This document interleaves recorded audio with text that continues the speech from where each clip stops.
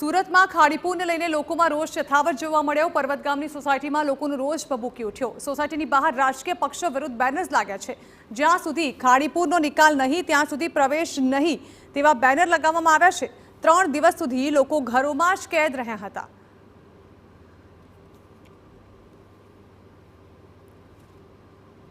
છેલ્લા 7-8 વર્ષથી એક નરક જેવું થઈ ગયું છે।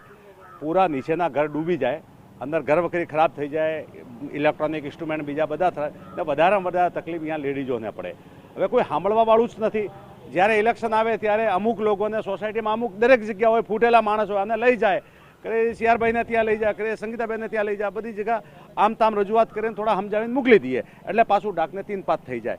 એના દુઃખી થઈ ગયા પછી છેવટે આ રસ્તો ક્યારે અપનાવે કે કોઈ આશા ન હોય કે હવે તો ભગવાનની આશા છે, બરાબર છે ને, એટલે આપણે આ બોટ મારવું પડ્યું। અમારા નાના છોકરાઓ સાથે અમારી વહુ દીકરીને બહાર જવું પડે છે, એ લોકો બીમાર પડી જાય છે પણ કોઈ ધ્યાન નથી આપતું। આજે કેટલા 5-5 વર્ષથી આ પ્રોબ્લેમ છે, 7-8 વર્ષ થઈ ગયા એમ કેવો તો ચાલે।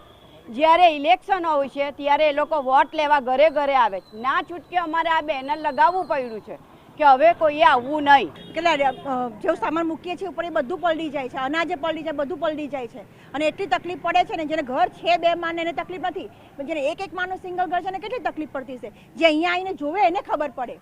પાણી કેવું હોય છે? પાણી ડોળું એકદમ હોય છે, માટીવાળું હોય છે અને જ્યારે પાણી નિકાલ થઈ જાય ત્યારે બહુ જ વાસ આવે છે અને જ્યારે પાણી ઉતરી જાય તો કોઈ સાફ કરવા આવતું નથી। અમે પોતે ભેગા થઈને સાફ કરીએ છીએ બધું ઘર। બહુ જ પરિસ્થિતિ ખરાબ છે એટલે જ અમારે રસ્તો લેવો પડ્યો છે।